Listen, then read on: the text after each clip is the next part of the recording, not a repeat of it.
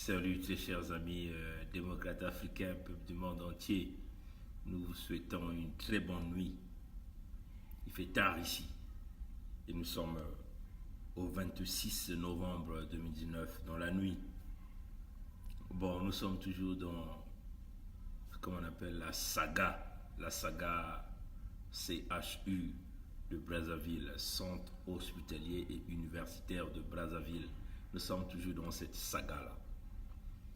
On va essayer d'aller regarder ce qui se passe là, rapidement. On va lire ensemble avec vous ce que nous avons pu retrouver. Bon, on va simplement tourner. Là, nous sommes où là? Nous sommes au CHUM, donc Centre hospitalier et universitaire de Montréal. Comme vous le voyez ici, le Centre hospitalier de Montréal, le Centre hospitalier de l'Université de Montréal et la ministre de la Santé du Congo signent une entente d'appui à la gouvernance du CHU de Brazzaville. Bon, on va aller regarder. Qu'est-ce qui avait été écrit là? Vous voyez qui? Vous voyez qui? Mikolo est là, avec ses partenaires. Et ça a été fait quand? Le 2 avril 2019. Je vais simplement le lire rapidement. Le Centre hospitalier de l'Université de Montréal, le CHUM et l'Unité de santé internationale. Donc, il y a deux partenaires. Comme vous le voyez ici dans la signature, ici, il y a deux partenaires du point de vue Canada, du côté du Canada. On dit le Centre hospitalier de l'Université de Montréal, CHUM, et, vous le voyez le « et » qui est là, et l'unité de santé internationale de l'Université de Montréal. Accueille du 1er au 3 avril 2019 la ministre de la Santé et de la Population de la République du Congo, Mikolo Lydie Jacqueline, accompagnée de l'inspecteur général de la Santé, professeur Richard Bilecotte. Cette visite marque l'officialisation par signature du projet d'appui à la gouvernance du Centre hospitalier universitaire de Brazzaville, donc CHU de Brazzaville, par le PDG du CHUM. Donc ici vous voyez, on dit c'est le docteur Fabrice Brulé,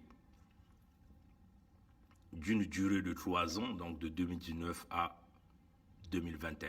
Donc c'est ça le contrat qu'ils ont. Ce projet viendra appuyer les efforts du gouvernement de la République du Congo, dont le renforcement de la gouvernance hospitalière de cet établissement de référence nationale situé au sommet de la pyramide sanitaire du Congo. C'est bien écrit, Le CHU est situé au sommet. Vous le voyez, Le CHU est situé au sommet de la pyramide sanitaire du Congo. Donc le CHU est incontournable. Je veux continuer de lire ici. La directrice de Lucie simplement c'est l'Institut de l'Université de Montréal, qu'on appelle ici Karina Dubois Nguyen. La directrice de l'issue Karina Dubois Nguyen, qui dit satisfaite de pouvoir mettre à la disposition du CHU de Brazzaville une assistance technique d'expertise reconnue pour améliorer la gestion de l'hôpital et mettre en œuvre le projet d'établissement hospitalier. Il dit ce projet est la résultante de la collaboration existante entre nos institutions au Québec et au Congo dans le domaine de santé et d'une motivation politique manifeste d'apporter des changements de fond à la gouvernance et à la gestion de cet hôpital.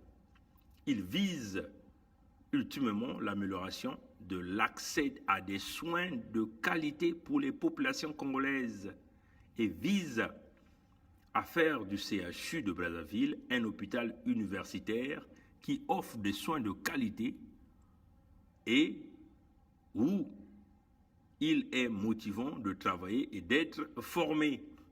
Je vais simplement continuer de lire là, chers amis, parce qu'il il va falloir que nous sommes en train de voir. Donc ça, c'est le projet qui devait donc amener les bonnes conditions à l'hôpital de CHU, mais on ne voit pas ça. Je vais donc dire, nous sommes heureux d'accueillir la délégation congolaise. Qu'est-ce que c'est par là? Donc nous sommes heureux d'accueillir la délégation congolaise et de partager des enjeux auxquels fait face un CHU en termes d'organisation des services, de recherche, la formation et l'enseignement, indique le président directeur général du CHUM, donc Centre hospitalier universitaire de Montréal, Dr Fabrice Brelet. Le vice-recteur aux affaires internationales et à la francophonie, écoutez bien ça, le vice-recteur aux affaires internationales et à la francophonie de l'Université de Montréal, M. Guy Lefebvre, réitère quant à lui l'importance que l'université accorde au projet de renforcement des capacités de gouvernance dans les pays francophones. Cette nouvelle entente vient bien au-dessus du simple transfert des savoirs et le savoir-faire prolongé et intensifier notre niveau de partenariat avec la République du Congo. C'est avec beaucoup d'intérêt et de fierté que notre communauté universitaire prendra part à cette initiative dans le domaine de la gouvernance. On continue de lire, chers amis. C'est ce que les Canadiens ont dit. Dans le cadre de ce mandat,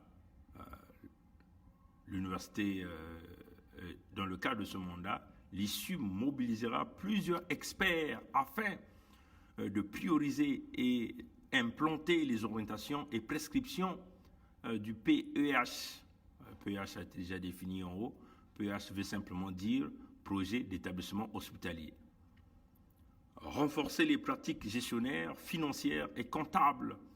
Renforcer les compétences cliniques en collaboration avec le centre hospitalier universitaire El Siba du Maroc. Donc vous voyez qu'il y a même le Maroc qui est là, qui est connecté dans ce business-là.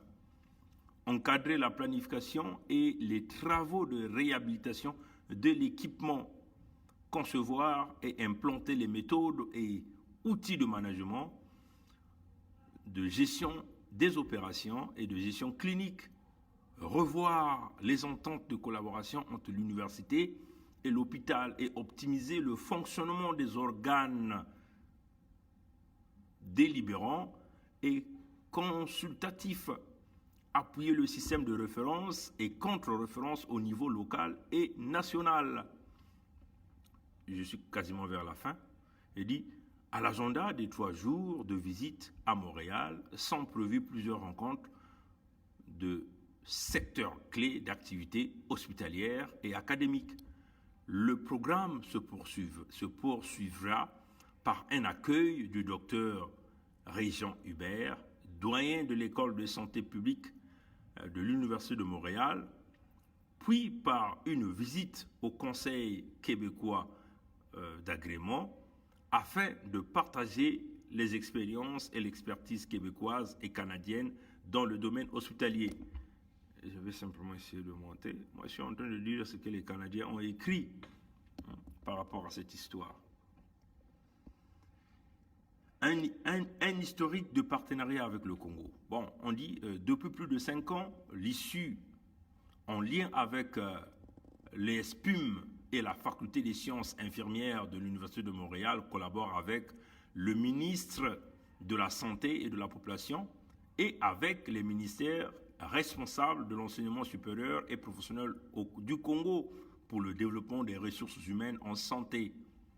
Un premier projet d'appui à la réforme et à la formation paramédicale de l'Université Marengwabi par l'approche par compétences sont terminés en décembre 2018.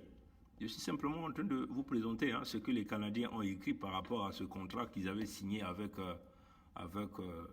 le régime de Sassou au Congo. Le nouveau projet avec le CHU de Brazzaville s'inscrit dans le cadre d'un mémorandum d'attente de partenariat entre le gouvernement du Congo-Brazzaville et le CHUM et le LUCI. Il est axé sur l'amélioration des pratiques de gestion dans le cadre des réformes hospitalières et des réformes des distincts sanitaires en cours au Congo.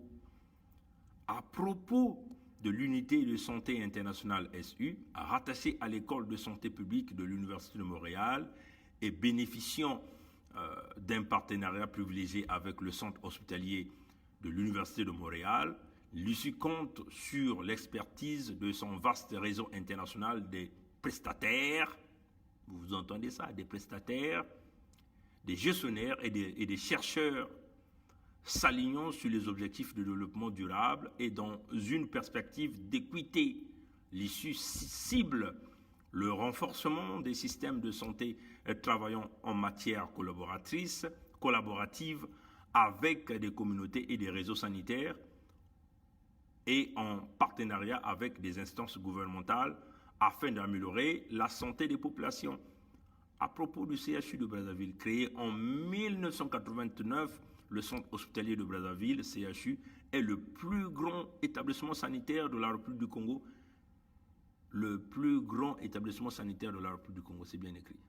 En plus de sa mission de centre de soins tertiaires, le CHU de Brazzaville est chargé de la formation et de la recherche biomédicale.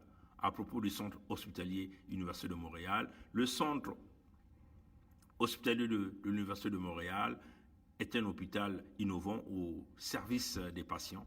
Il offre des meilleurs soins spécialisés et surspécialisés aux patients et à toutes les populations québécoises. Grâce à ses expertises uniques et ses innovations, il améliore la santé de la population adulte et vieillissante. En tant que centre hospitalier de l'Université de Montréal, le CHUM a une vocation des soins, de recherche, d'enseignement, de promotion de la santé, ainsi d'évaluation des technologies et des méthodes d'intervention en santé. Depuis l'automne 2017, les patients et leurs proches vivent une expérience hospitalière renouvelée dans les nouvelles installations CHUM. Voilà, donc ça c'était ce que les Canadiens ont dit par rapport à l'accord qu'ils avaient signé éventuellement avec le régime de Brazzaville dans cette affaire-là, de cette affaire de l'université. Maintenant, comme nous sommes dans le système baie vitrée, le système baie vitrée continue à faire ses recherches, nous vous présentons. Donc voilà donc l'unité qui gère donc ce projet d'appui au Congo-Brazzaville. Comme vous le voyez, l'unité de santé internationale, CHUM de Montréal, hein, c'est bien écrit, projet d'appui au CHU de Brazzaville. Comme vous le voyez, cette unité est basée et située dans un immeuble de quartier populaire de Montréal. Et donc, eux, ils sont localisés au premier étage de ce bâtiment-là. Quand vous allez constater que ce bâtiment-là, il y a plusieurs commerces qui sont là, il y a peut-être des restaurants et tout. Bon, ils sont là. Donc, l'argent du Congo qui a été transféré par Mikolo est géré dans cet immeuble-là, comme vous le voyez. L'argent transféré par Mikolo est géré par cet immeuble-là. Donc, c'est un peu l'immeuble du quartier dans un coin de Montréal. Vous avez des restaurants partout. Il y a peut-être beaucoup de services là-dedans.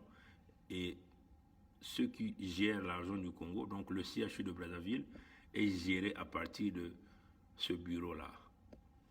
Donc vous voyez que pour ceux qui vivent en Occident, déjà quand vous voyez un petit bureau dans un petit coin comme ça là qui gère l'argent de tout un État, ça pousse quand même à beaucoup réfléchir, hein, chers amis.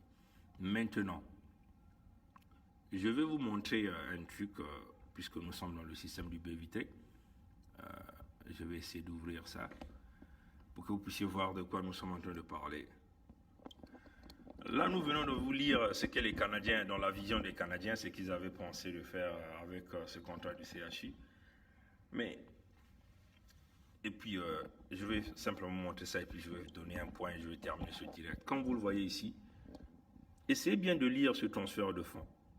Ce qui est plus important, on dit quoi?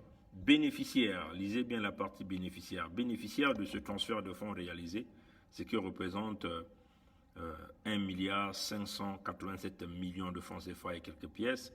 En euros, c'est quasiment 2 420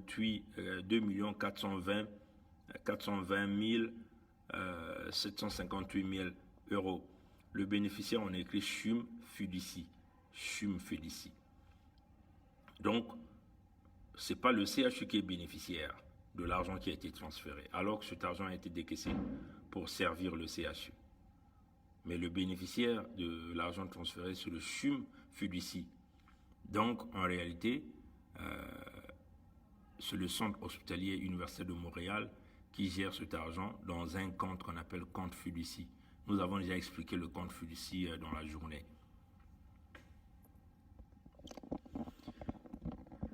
Du point de vue canadien, nous pensons que c'est bien de coopérer avec des gens qui ont de l'expertise dans le domaine, hein, des gens qui ont la technologie avancée pour nous aider à avancer. Malheureusement, les Canadiens le font avec un mauvais régime. Hein. Les Canadiens le font avec un mauvais régime. Les Canadiens certainement peuvent faire confiance au régime Sassou, mais le régime Sassou est dans un autre calcul. Le calcul du régime Sassou, c'est le placement d'argent. Ce sont des détournements de fonds. Le calcul des Sassou, c'est manipuler certainement des Canadiens qui peuvent avoir une bonne volonté, comme d'ailleurs ça peut être les Africains qui peuvent avoir une bonne volonté. Parce que nous savons que faire les affaires au Congo, quelle que soit votre réputation face au régime Sassou, le régime Sassou va détruire votre réputation. Parce qu'il y a eu des grandes multinationales comme des Total qui ont eu une réputation complètement brisée. Il y a eu des grandes multinationales comme des Eni qui ont eu des grandes réputations, des réputations complètement brisées. Donc, pour le CHUM de Montréal, bon, certainement on voit là une opportunité d'affaires, mais le CHUM de Montréal est en train de se diriger sur un chemin compliqué qui va apporter beaucoup de scandales, hein, beaucoup de scandales. Parce que le Congo serait un bon partenaire si le Congo était un régime démocratique. Le Congo était géré par des véritables institutions, que le Congo avait des institutions bien mises en place. Hein, le Congo serait un bon partenaire. Or, le régime Sassou, nous le savons, brille sur plusieurs scandales. Hein. Je vais d'abord prendre quelques gorgées du café.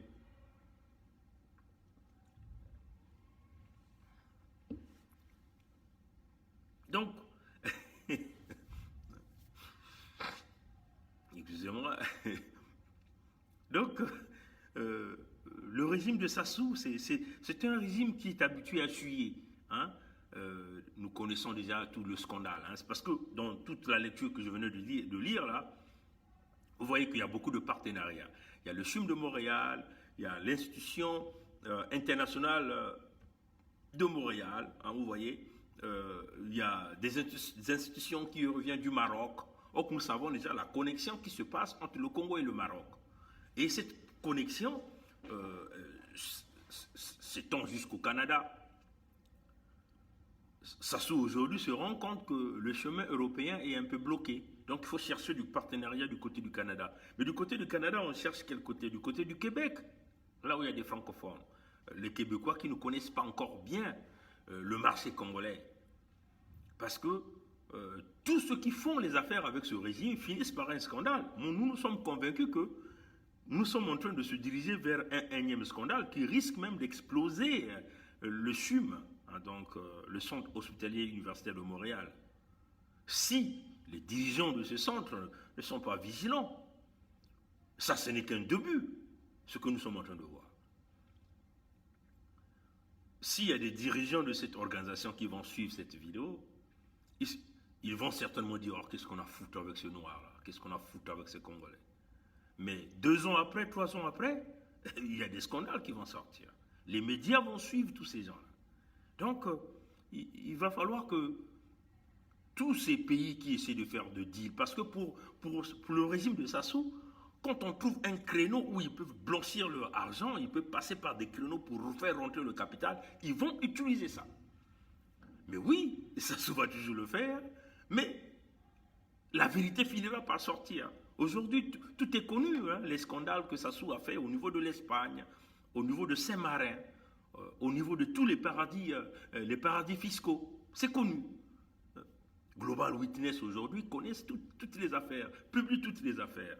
Et donc, s'il y a des dirigeants du CHUM qui ne sont pas informés, j'espère qu'ils vont être informés par ma vidéo.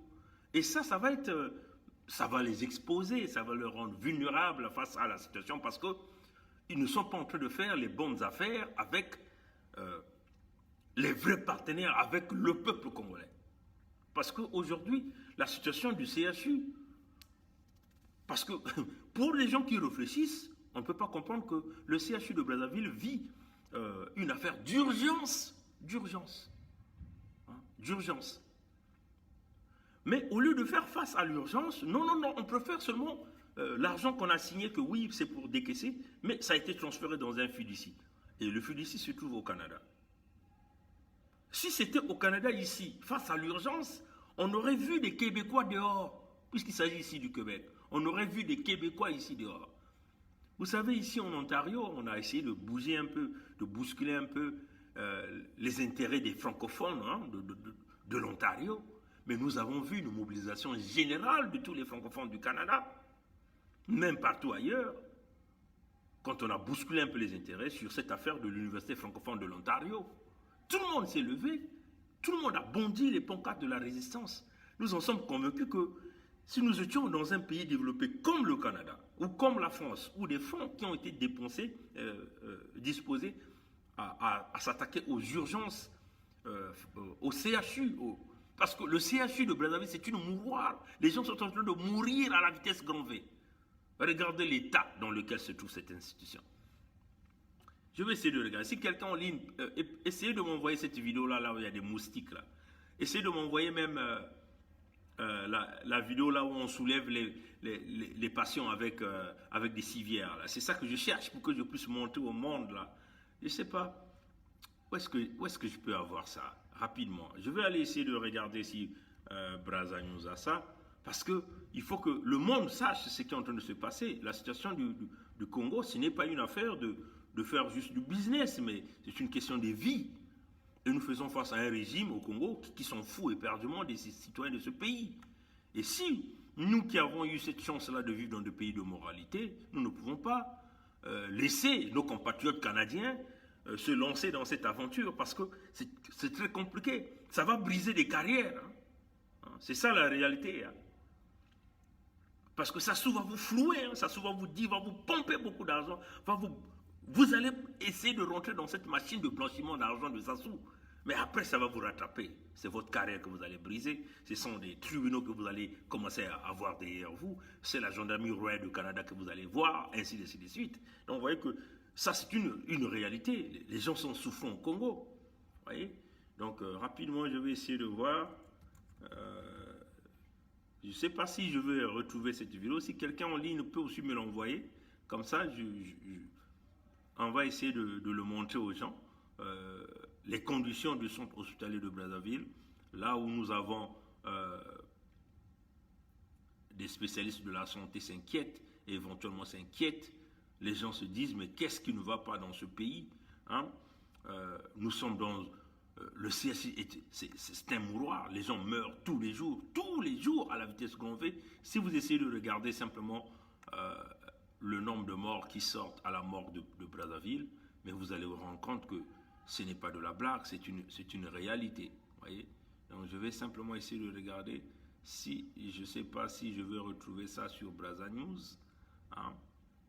Et puis je vais mettre fin à ce direct rapidement. Hein? Et vous voyez que sur cette affaire du CHU, vous voyez, aucun opposant du Congo n'ose parler. Où est Nzo Mathias? Où est Guy Parfait Kolela? Où est Satima Biala? Où est Ditadi? Où est Christophe Mukwege? Où sont, entre guillemets, vos leaders d'opposition au Congo? Personne n'en parle. Parce qu'eux, ils vont se soigner en Occident avec l'argent du Congo. Pendant ce temps, les Congolais meurent. Mais eux, ils viendront vous parler du dialogue, comme Nzo Mathias. Il va falloir que nous dialoguons. Il va falloir que nous dialoguons. Satima Biala va vous parler de ça. Nous voulons du dialogue, il faut dire à Satima Biala, quand ça se tombe, tu quittes le Congo. Tu ne seras plus là au Congo. Il faut dire à Nzo Mathias, Ça se tombe, vous ne serez plus la bienvenue au Congo. Vous aussi, vous irez vivre en exil comme nous avons vécu en exil. Parce que vous n'aurez pas votre place au Congo. Il faut dire à Guy Parfait Kolela, ça se tombe, vous n'allez plus vivre au Congo. Parce que c'est trop, c'est trop. Ce qui compte, ce sont vos ventres.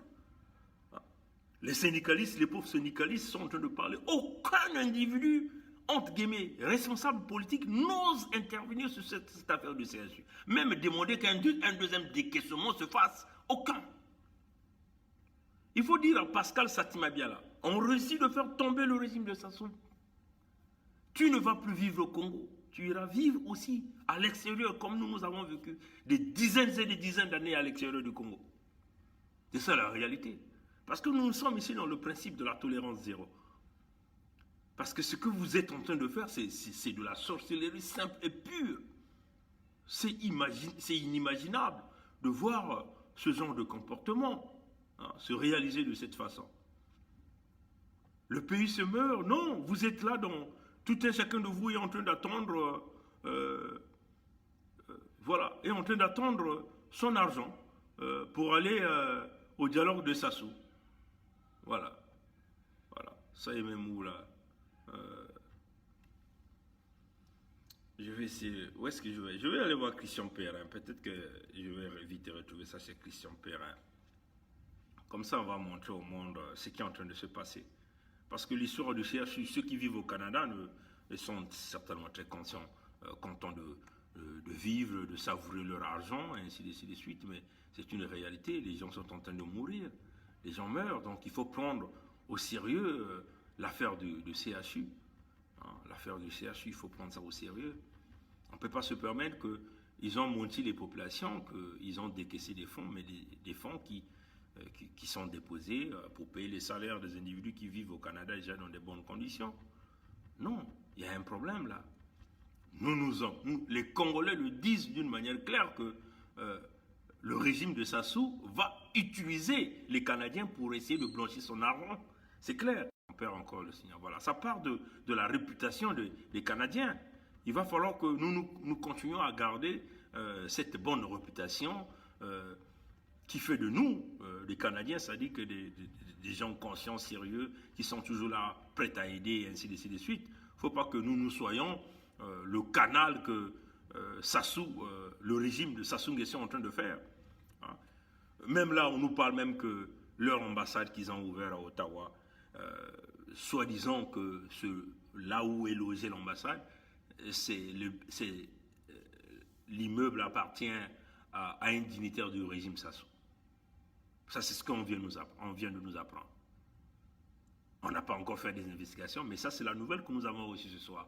Donc, l'immeuble appartient à un dignitaire du régime Sassou. Donc, quelqu'un qui avait volé de l'argent du Congo, qui avait acheté un immeuble au Canada, et aujourd'hui, l'immeuble est devenu, l'immeuble loge donc l'ambassade du Congo. Ça, c'est ce qu'on nous apprend. Il semblerait, je le parle au conditionnel, parce que je n'ai pas vérifié cette information. Tout est possible. Et là encore, nous avons appris que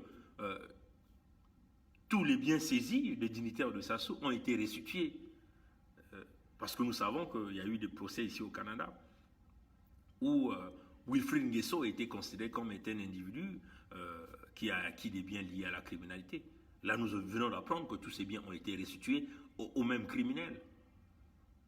Donc vous voyez qu'on ne comprend pas. Est-ce que c'est toujours le bras de la France-Afrique qui a traversé l'Europe, qui vient maintenant du côté du Canada, mais du côté du Québec pour faire fonctionner le système Sassou? Qu'est-ce qui va arriver après? Ça sera des scandales dans les partis politiques ici au Canada. Donc il va falloir que les autorités de ce pays essaient de protéger la réputation de ce pays. Parce que c'est inacceptable. C'est inacceptable. Sassou, nous connaissons tous les dégâts qu'il a créés en Espagne, en Italie. Partout où il est passé, il a brisé des carrières politiques, il a brisé des carrières des chefs d'entreprise, il a détruit. Donc, si les Canadiens ne connaissent pas encore le régime Sassou vient pour détruire. Il va falloir que nous protégeons les nôtres, nous protégeons les citoyens canadiens parce que Oui, nous-mêmes, nous sommes citoyens canadiens. Nous avons bien là le droit et le devoir de protéger les citoyens canadiens qui ne comprennent pas encore le rouleau compresseur du mensonge, de la manipulation de Sassou Denis. Voilà, donc, rapidement, je suis en train de chercher. Personne ne m'a envoyé cette vidéo-là. Non, personne. Ça prend un peu du temps. J'avais vraiment envie de retrouver cette vidéo de CHU de Brazzaville, là où on a vu des moustiques errer de gauche à droite. Voilà la situation générale au Congo, la souffrance du peuple congolais. Et nous sommes en train de parler de tout ça. C'est parce que vous voyez un peu des images pareilles qui choquent. Hein. Ça, c'est dû aux inondations. Vous voyez des mamans comme ça là, qui sont souffrantes, qui ont travaillé toute leur vie avec les minimums pour obtenir les biens. Mais voilà, tous leurs biens sont partis dans les inondations parce que les routes ont été mal construites, il n'y a pas de canalisation. Tout l'argent a été volé, éventuellement de l'argent qu'on place un peu partout à travers le monde, au travers de l'immobilier. Et voilà pourquoi nous nous demandons aux Canadiens d'être très vigilants parce que face à cette souffrance, oui, vous pouvez dire que oui, c'est pas ma mère, oui, moi je suis d'une autre couleur, mais nous sommes tous des humains, c'est le même sang qui coule dans nous. Il va falloir que nous comprenons la douleur et la souffrance du peuple du Congo. Voilà pourquoi nous sommes en train de combattre ce régime et nous sommes en train de chercher de l'aide partout hein, pour qu'on puisse nous aider à sortir de cette difficulté. Donc je vais essayer de, si je n'ai pas eu la chance, mais je pourrais donc, quand je ferai le montage de cette vidéo, je pourrais donc rajouter donc cette section de cette image que nous avons tous vue, des moustiques qui ont envahi le centre hospitalier universitaire. Nous pourrons aussi ajouter les vidéos des conditions, des blocs opératoires, les conditions des blocs d'accouchement au CHU de Brazzaville.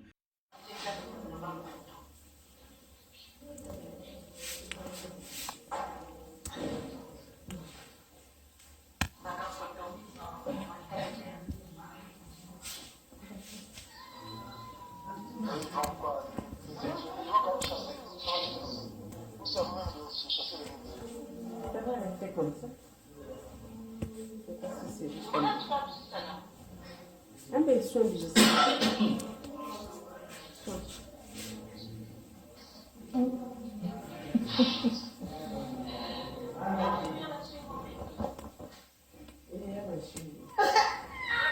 Ils sont pas venus. Il faut pas avancer là.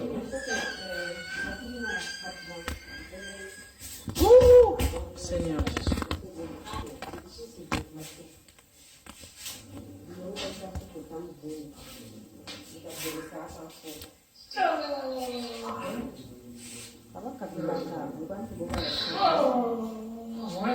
Elvie dit quelque chose.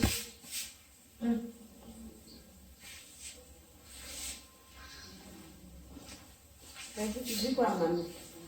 Tu dis quoi, mamie? Hein? Dis quelque chose à mamie.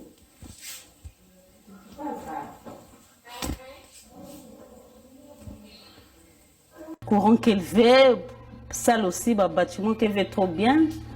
Pareil, bête qui a coup froid.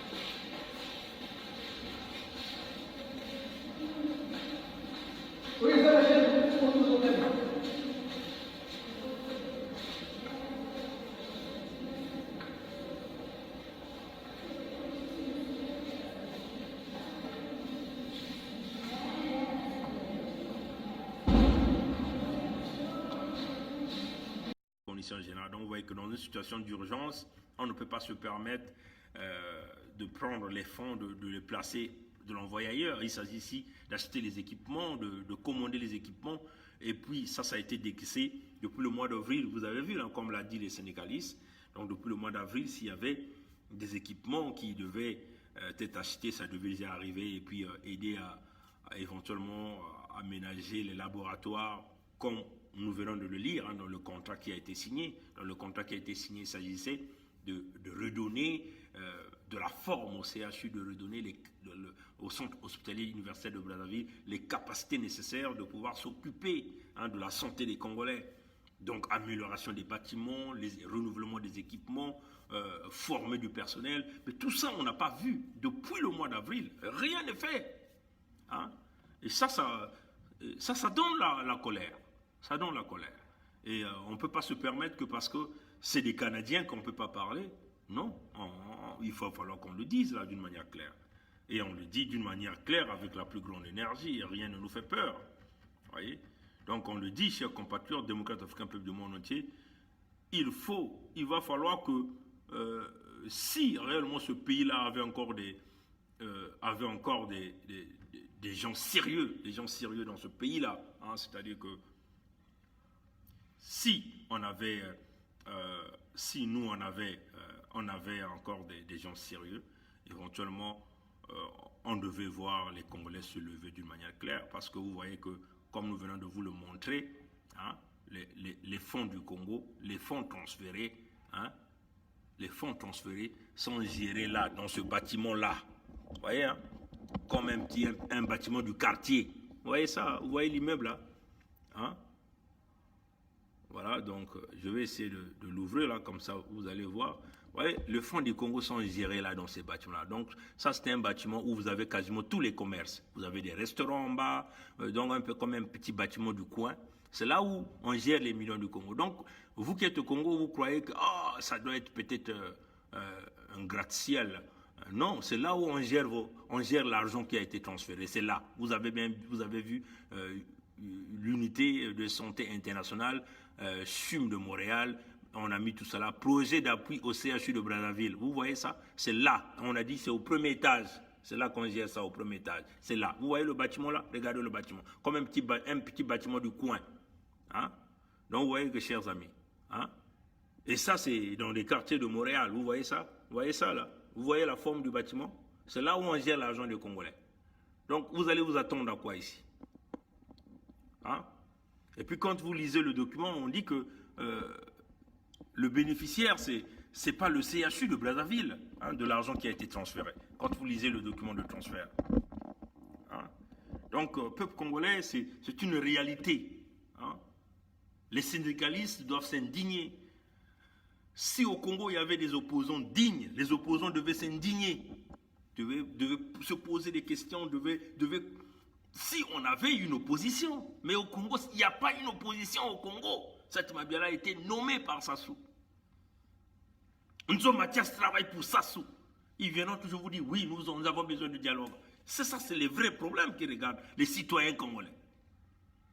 C'est ça qui donne notre colère.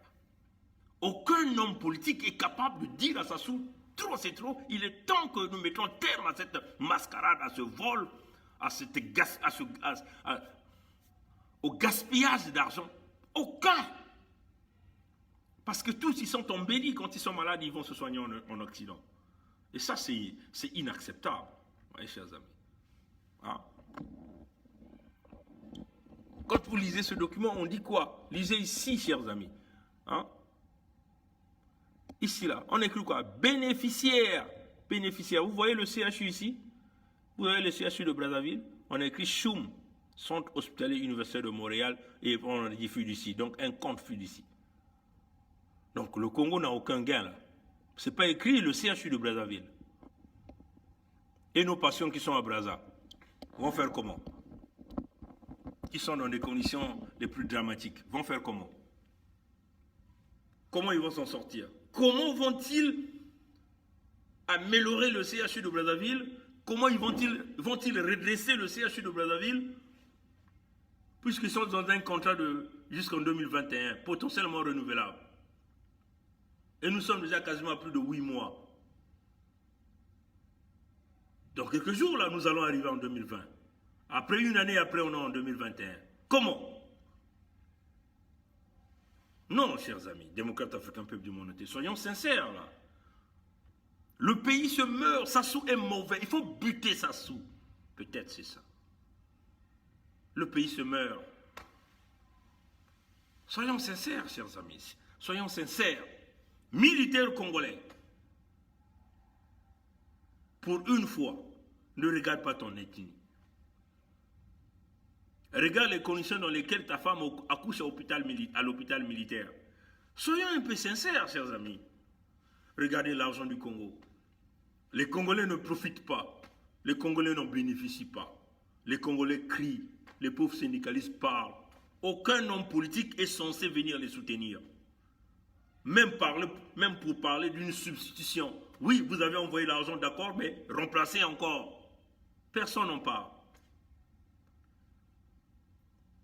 Et dans tout ça, la victime, c'est qui? C'est toi et moi, le Congolais ordinaire, qui n'a pas de moyens, qui va au CHU tous les jours, qui parfois a ses propres moyens, qui peuvent se soigner. Mais il n'y a pas de conditions nécessaires pour regarder réellement de quoi tu souffres. Des appareils pour détecter ta maladie. Et quand on détecte, c'est déjà trop tard. Vous avez déboursé beaucoup d'argent. Après, c'est quoi? Il faut aller à la morgue. Là encore, il faut décaisser de l'argent. Il faut aller au cimetière. Là encore, il faut décaisser de l'argent. Chers amis, démocrates africains, peuple du monde entier, l'affaire du Congo nous prend toute l'énergie. L'affaire du Congo nous prend toute l'énergie. Il va falloir que nous nous réveillons. J'avais vu une publication faite par le frère Perrin.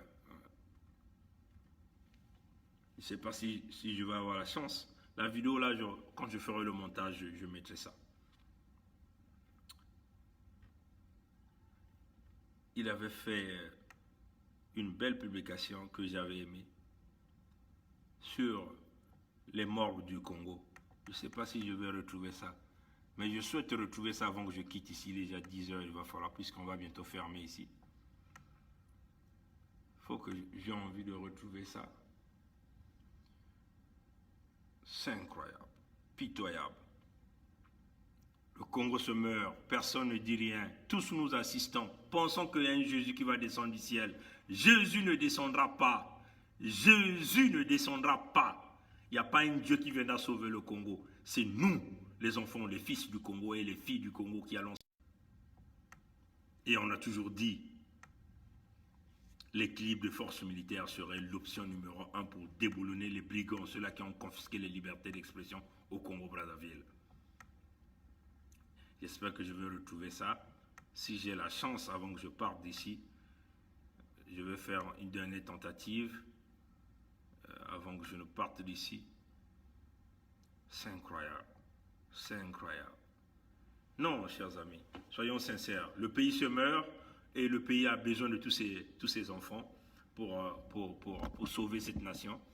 Le pays n'appartient pas qu'aux militaires congolais. Le pays appartient à toi et moi. Et puis, il y a aussi cette solidarité internationale pour une fois. Venez aider les peuples congolais. Nous lançons encore, nous demandons encore aux Français qui soutiennent encore Sassou. Je crois que c'est le moment. Voilà. Donc, soyons sincères pour libérer le Congo. Je ne sais pas si je vais avoir cette chance-là de retrouver cette publication. Mais en tout cas, c'est une très belle analyse il avait eu à faire. Il a parlé des nombres de morts qui sortaient dans les morts au Congo. Et il a fait une comptabilité. Si c'est 100 et quelques morts qui sortent tous les jours, donc vous êtes en train de regarder qu'il y a un massacre qui est en train de se faire au Congo. Prenons seulement, si c'est 100 morts qui sortent chaque jour dans la morgue de Pointe-Noire, ça c'était l'exemple de la morgue de Pointe-Noire. Donc, en 10 jours, nous allons avoir combien? Nous allons avoir combien de morts? Donc, tu multiplies 100 par 10, ça va donner 1000. En 20 jours, on va avoir combien? 2000. En un mois, en une année. Donc, on est en train de vider les populations. Nous sommes en train de vider les populations. Yeah, I'm done. I'm done. Okay. Yeah. So these clothes. Yeah, sure. Thank you. You're welcome. Yeah. Ouais, donc c'est ça. Voilà, donc, chers amis, on vous dit que le Dieu créateur nous garde. Passez une bonne nuit. Au revoir. Voilà, donc mon temps est arrivé. Il faut partir. Allez, à plus tard.